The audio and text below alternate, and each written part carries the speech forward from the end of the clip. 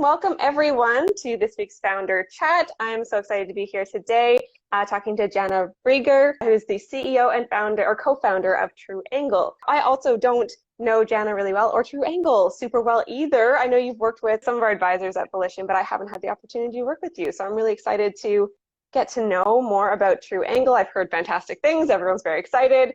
So I'm excited to learn more with our community here today and to hear about your origin story and kind of some of your lessons learned as an entrepreneur. For those who have not been to a founder chat before, my name is Melanie. I'm one of the managing partners at Volition.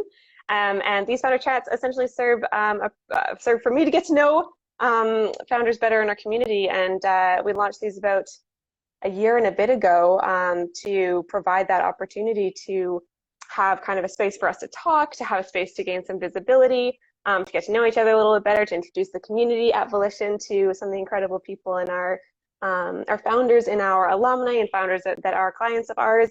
And essentially this will be a kind of a 30-minute, fairly casual interview style conversation, but whether you're joining us here live right now, welcome. Or if you're joining us on IGTV or on YouTube later, please do feel free to ask questions and we'll do our best to answer those. So without further ado, I wanted to introduce Jana, and if you would like to give us a little quick one-liner about what is True Angle. I've been reading up about it, but I feel like you could probably describe it better, and then we'll get into more of the story about it. For sure, for sure. And first of all, let me thank you for this opportunity. I'm really happy to have this time with you. And I just want to give a shout out to the folks at Volition. We have loved the interaction with you guys, and you've just got some really smart folks working with you and really helped accelerate our team. So thanks so much. Amazing. Thank you. So a little bit about True Angle. We're a health tech company. And our mission really is to improve people's lives through technology. And that means making smarter connections, giving them personal health insights into their bodies. And this came from us, the group of us who founded the company, having experience with patients who were needing help to do just that. So to see what their bodies were doing in order to get better. So I'll give you a little bit of our background, our story, and our technology that we developed. About 20 years ago or so, I started working in a clinic as a clinician scientist. So that means I was seeing patients and I was doing research in order to understand what was working for them and what wasn't. And the particular group of patients that I was working with were patients who had head and neck cancer. And what I found with them was that although they survived the cancer, they had their treatments for that and they survived it, they were left with this really terrible condition called dysphagia. So that's just the medical term for swallowing disorder. And it's actually really a common thing. There's 500 million people around the world who are suffering with it right now. And the reason it's so common is because it's associated with things like stroke and cancer and Parkinson's and brain injury. And there's just a whole lot of things where it can happen. And it can happen everywhere from babies to the elderly. So anyhow, this was the particular population that I was working with. And they told me these personal stories of how much it had really blown up their lives, for lack of a better way to say it. Like, nutrition was terrible, but more than that, they weren't able to socialize the way that they used to. You know, if you think about how we all eat food, and usually it's a social event, and you think about what's happened with COVID and how much we're all affected by not being able to go out and enjoy food with our friends. So this is a permanent issue that they're dealing with. And not only that, but it's life-threatening. You know, I had just a recent conversation with a patient who said that when he's alone, he eats with his cell phone right beside his plate, dialed into 911, ready to hit a button because he may choke on his food. And so hearing those stories was like, okay, what can we do to help people? And we know that there's a exercise essentially program. It's intensive exercise. Patients get hooked up to a machine that show them what their muscles are doing, because we don't think about our swallowing muscles, and it's really hard to exercise them It's not like looking at your bicep and watching it contract, right? So Right. they'd have to come into the clinic every day for weeks on end. And what ended up happening is it's just unrealistic. There's nobody who can do that, who's in the prime of their life or a young child or whatever it might be, to get that kind of treatment. So that's when one of the young clinicians who was working in my lab at the time, Gabby Constantinescu, said to a biomedical engineer who was working on our team as well in the hospital, why can't we make this smaller? And why can't we get this device into the hands of patients? And so that's where it all started. I went out, got some money so we could get a team together. And at that time, it was grant funding. So it was the Alberta Cancer Foundation. And we had a grant that was just over $1.9 million that helped us really get this technology started. But it was started in a lab, which meant that somehow it has to get out of that lab and it has to get over into the marketplace. Yeah. So that was where I made the jump into deciding that entrepreneurship was the way for me, and took a leap of faith, and that was the genesis of True Angle. Wow, that's incredible. I haven't heard the full story before, and that was really really interesting. My background is in health science, and so I've always been really interested in particularly public health and how health impacts us in the way that we go about our lives and the way we interact in our communities, and can see the impact of not being able to swallow, like you're talking about, in ways that we don't even, those of us who are able to swallow kind of easily and without thinking about it, without having to teach, reteach, or teach our muscles or grow our muscles. I don't know if it's teaching or reteaching or habituating or what it is, what we're doing, what you're helping people do. But I can see how that would be incredibly impactful to these people's lives. And that's so interesting. I also have things going on in my brain right now because I was just talking to, I work with women in tech quite often. I was just thinking about, or talking to a woman about making that leap from deep tech space or the lab space into entrepreneurship, and how difficult that can be. And I'd love to know kind of a little bit more. I know this is kind of throwing a question at you, but would love to know a bit more about what that jump was like, and like how did you, I don't know, like where did you find the support, and kind of how did you decide to do that, and what did that feel like? Yeah. I'd love to know, because I know there's others out there who are thinking about the same, or have done the same. So I'd love to know. For sure. So I should mention, we did end up developing a small technology that patients take home with them. So something that was the size of a refrigerator is now something they can put in their pocket, and they take home, they can sit on a chair in their living room and do their exercises, and it's a personalized program for them, plus their clinician can see it.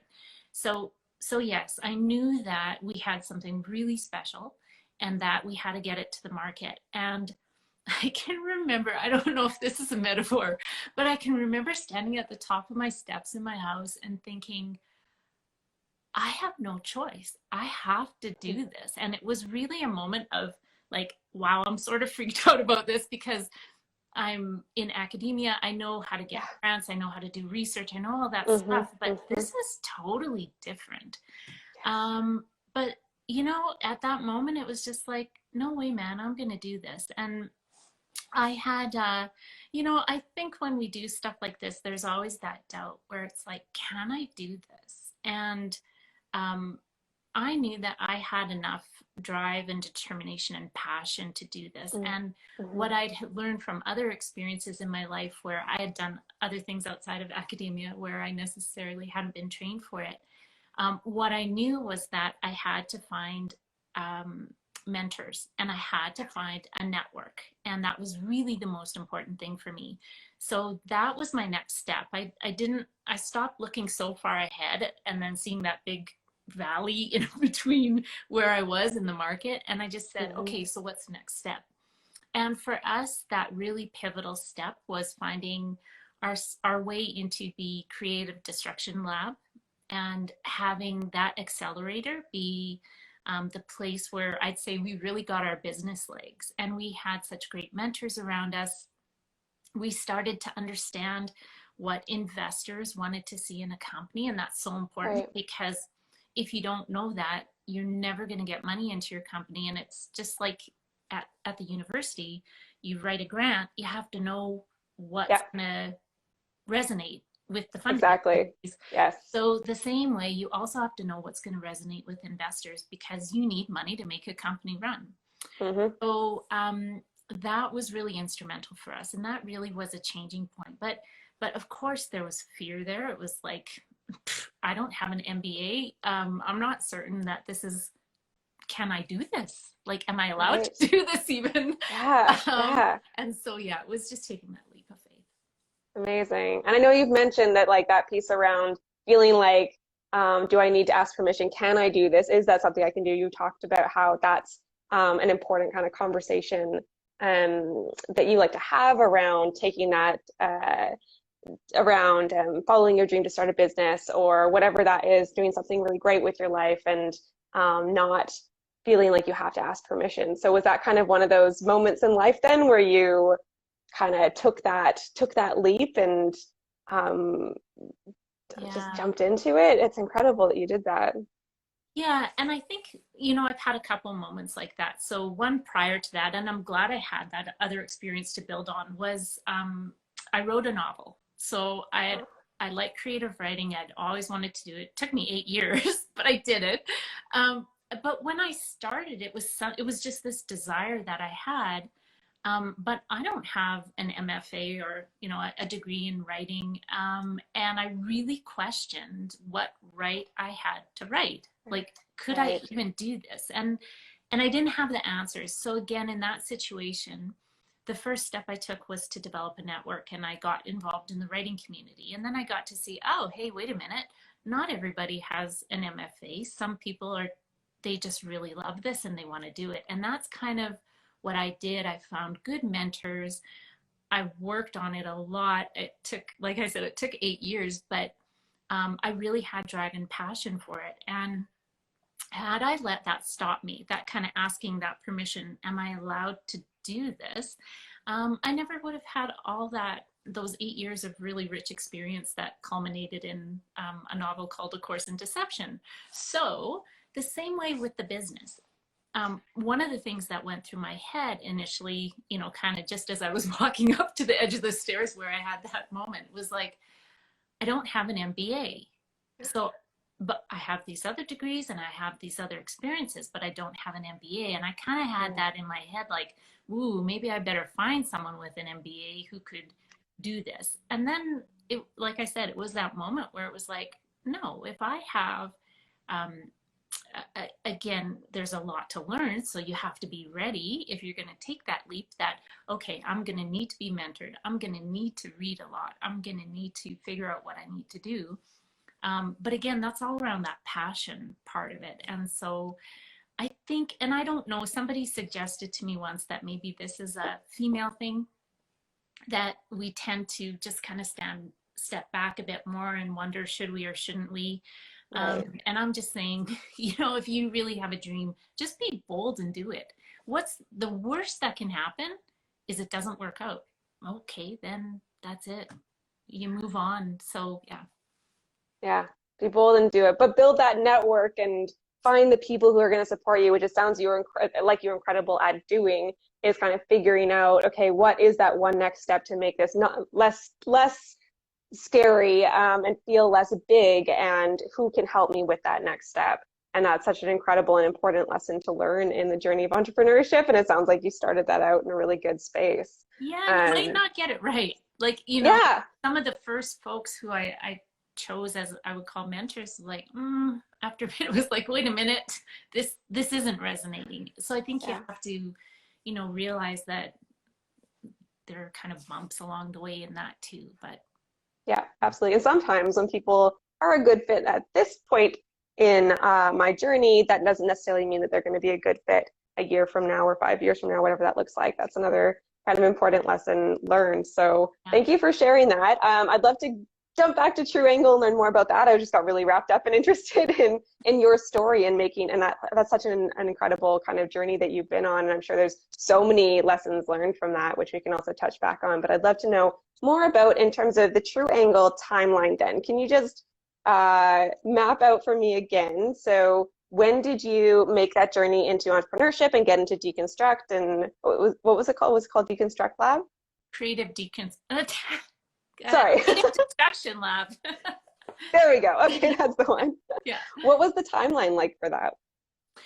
So we started with we were given the Alberta Cancer Foundation Award in 2014. So that's when we started at the university, building the team, getting the folks there that we needed to develop prototypes and test prototypes and all that kind of stuff. That went on for about 3 years. And then that's where I started to get the inkling, okay, wait a minute, there are some things that I need to pay for Right. that no research grant will allow you to ever pay for. And I need to find money to do this, because if we want to keep going, we have to have this. And in our particular case, it was around patents.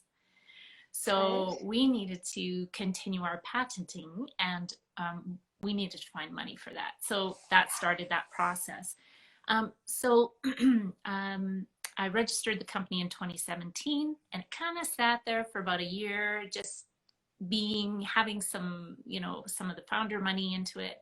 And then in 2018, as the timeline for this grant was getting shorter and shorter, and wanting to get to market was more imminent, that's when we joined the Creative Destruction Lab. So it was in the fall of 2018. That program was a 9-month program. So in the summer 2019, we graduated from it, essentially, and raised some money to start, some angel money to start, to get our product ready to go to market. So we took those prototypes that over the next year we got ready. So in September 2020, we did a soft launch in the US. And granted, 2020 was a tough year, and we're still in the effects of that. But having said that, for healthcare, what happened with COVID actually really raised the profile of health tech again, and really made it something that investors were interested in, because we as human beings are interested in it now. We realize that, hey, there's a lot we can do at home. And so the whole health at home movement has really taken off and grown. I know even for myself, having telehealth visits with a doctor, like, wow, why wasn't I doing this before? I don't have to go sit in a waiting room for an hour with other sick people. So that really, in some ways, has helped our particular cause at True Angle. Right. Okay. I think that's such an important story for everyone who's listening, whether it's right now or later. That story of like going from 2014 to now, like there's all these different steps, and it takes time, particularly when you're working with health tech, is my understanding, is that it takes quite a bit of time. It's not something that happens overnight. And it sounds like you had that support along the way and made some really incredible decisions along the way. And so where you're at now today, actually, no, that's my question. Where are you at now today? I know you said that these little devices are in people's homes, but what does that look like? What does that mean? What does right now True Angle look like? So we're at the point where we're learning about our market, really, and learning about the best fit. So like I said, we had a soft launch in the fall of 2020. We have some direct to consumer sales. We also were exploring partnerships with clinicians, and really understanding, okay, we have this product. We always involve patients and clinicians in the development of it as well. They really were a part of our team. But launching in a market is a totally different scenario. There's a lot of things that you never think about just as your team, even though you've brought these other folks in. So we've been learning so much from clinicians who we're working with, who are in these partnerships with us. We're learning about what they need from an enterprise sales model. And we're understanding some of that. We're understanding, how do we find the people who have had dysphagia, who are no longer involved with a clinician because it's been 5 years or however long it's been, but they still need a solution.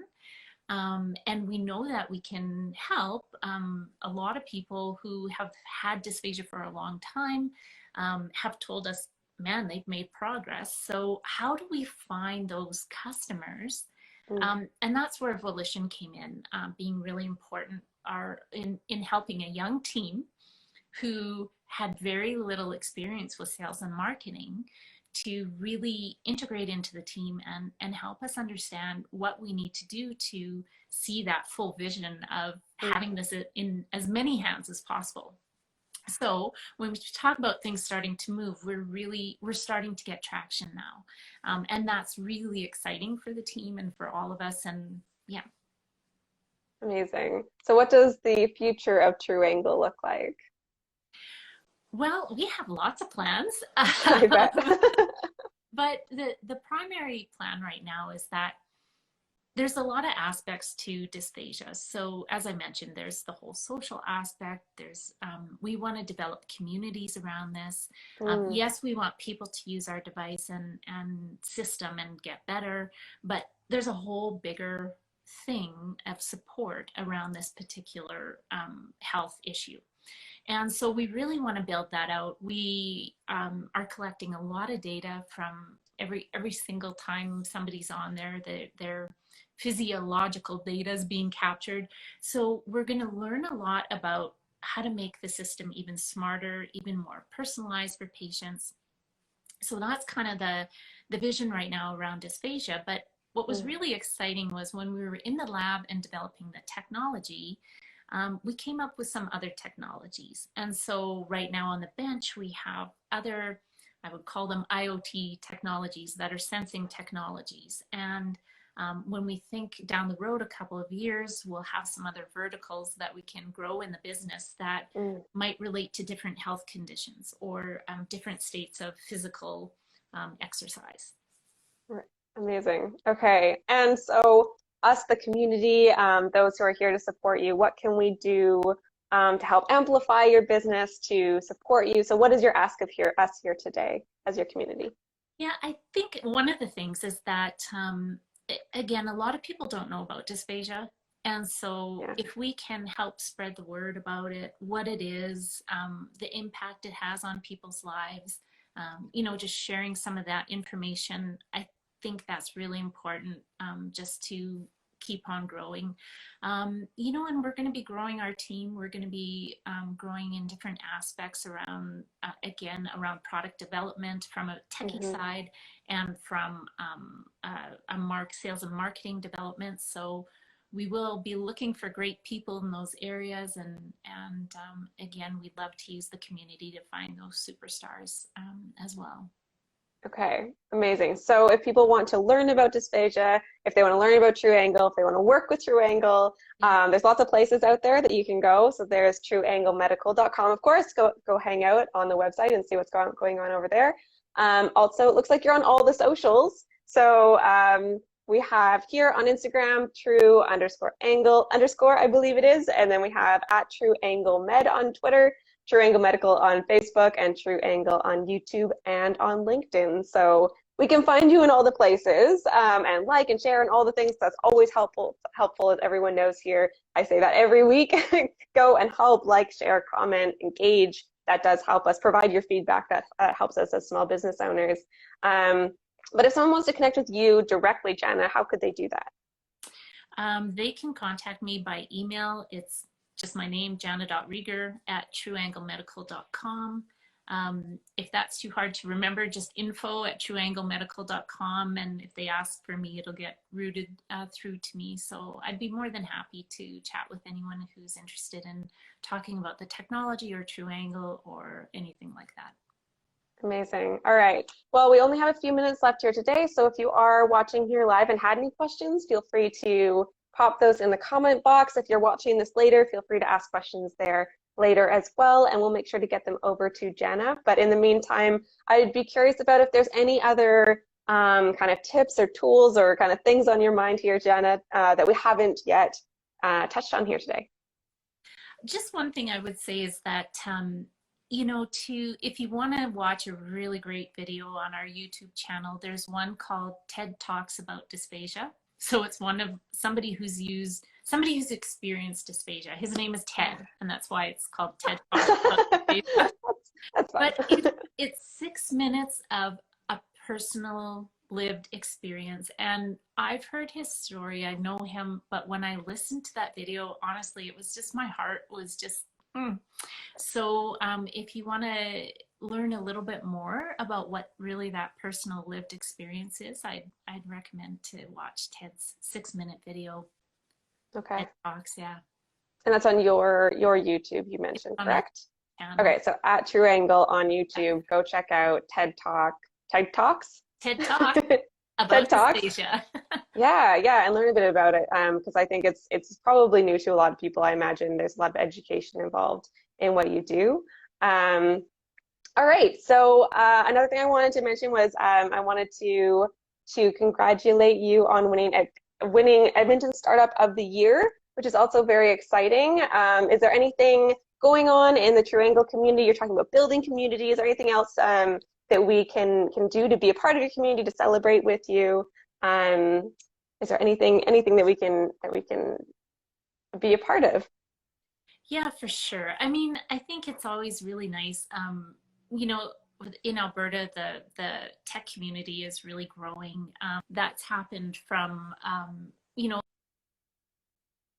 a lot of things that have happened just politically, and kind of comes back to this whole notion of creative destruction. So like that, the accelerator we were in, Yeah. but that whole notion of what is creative destruction. When I first heard that term used, I thought that's a very interesting combination of words, but it's really around these things that happen in life that reset everything. And I think that's what's happened for all of us globally, where this virus has reset life the way we know it. And it has accelerated things that we could never have imagined. For example, in healthcare, Yeah. what might have taken 10 or 15 years to become regular practice happened in a week or two. And so I think that, you know, I've kind of lost my train of thought around where I was going with this. But when it comes to, you asked about, you know, being part of the community, and I think that's what got me off on that topic. It's, you know, I think that, again, with community, just to get involved in your own tech communities wherever you happen to be, and really take advantage of them. And I think that's good for all of us across Canada, because it raises the awareness of Canada as a happening place, as a tech ecosystem. So, yeah. Awesome. Thank you so much, Jana. So once again, if you're watching now or later on, please do check out True Angle. That's trueanglemedical.com. And please do become a part of the community and follow them and be a part of that journey. So the last thing I always like to ask before we close off, Jana, is what is one thing that brings you joy right now? Well, you know, really, I think the thing that can bring tears of joy to my eyes are when we get a story from a patient where they talk about how they were able to do something, eat something they hadn't been able to for a long time. So a woman who has a tube feeding in her stomach and now Right. can eat a souffle that her husband has made, or, you know, stories like that. When I hear those, that's really for us true joy. And it is also that the thing that keeps that fire in the team, that keeps us all moving forward. So thank you for That's asking. incredible. Of course, yes, amazing. Actually, I have a little follow-up question on that. Because my niece had a tube in her stomach because she was very, very premature. I was wondering the kind of work that you do with people, or is that for all different ages, or like the device and the program that they go through with True Angle? Yeah, so right now the technology is marketed for adults, and we're interested in looking at it with younger folks as well. But right Hmm. now it's being marketed for adults. Okay, good to know. Well, maybe there's an investor out there who can help bring it to kids, because it was really hard, and I had never um, seen that before. She was 6 months premature, so has and still has this in her stomach. So and she's now 3 and a bit. So, you know, you think about like long-term effects of this, and she's not the only little kid who's had to go through this at all. So I'm on a personal note putting that out there to the world that it would be amazing to get something like this for younger people as well. And I'm sure that, well, I'm curious if one day maybe your technology would be able to help her as well, as she grows older too. So that's exciting for me to think about, that she'll have something like that. For sure. So thank you for what you do. You're welcome, Melanie. Thank you. All right. Okay, so we're going to close off here today. Thank you again for being here. We have these every week, typically. Sometimes I take a break on some weeks, but we're going to be here again next week. I'm just trying to open my little calendar here. I can't believe it's already the last week of May, I think, next week. Yes, I'll be interviewing my friend Himera Ahmed with Locale next week, and she works with women in tech and builds community mentorship programs for them. So really excited about that. But loved getting to know you better, Jana, and getting to know True Angle better as well. I love what you're doing, and if there's anyone watching right now who didn't see the beginning of this conversation, we got to hear about this story, kind of, I think you said it was like a 20-year story, essentially, from the beginning to, you know, 2014 when you first started, when you got this grant and started working specifically on this technology, to transitioning into the world of entrepreneurship and getting this into the market, and now having it in the hands of people who are helping provide feedback and helping you figure out those next steps. And then you have all these ideas that are gonna hopefully come to fruition with the help of many people out there, I'm sure. So it's an incredible story. So if you didn't get to catch that, this will be on IGTV and YouTube shortly, usually within the next kind of few hours or 24 hours at most. And you can see the beginning of that story, which is really, really interesting. So thanks again so much for your time, Jana. And I'm sure I will be seeing you in the startup and Volition community. So I will see you soon, I'm sure. Great. Thank you so much. Have a great day. You too. Thanks. Bye, everyone.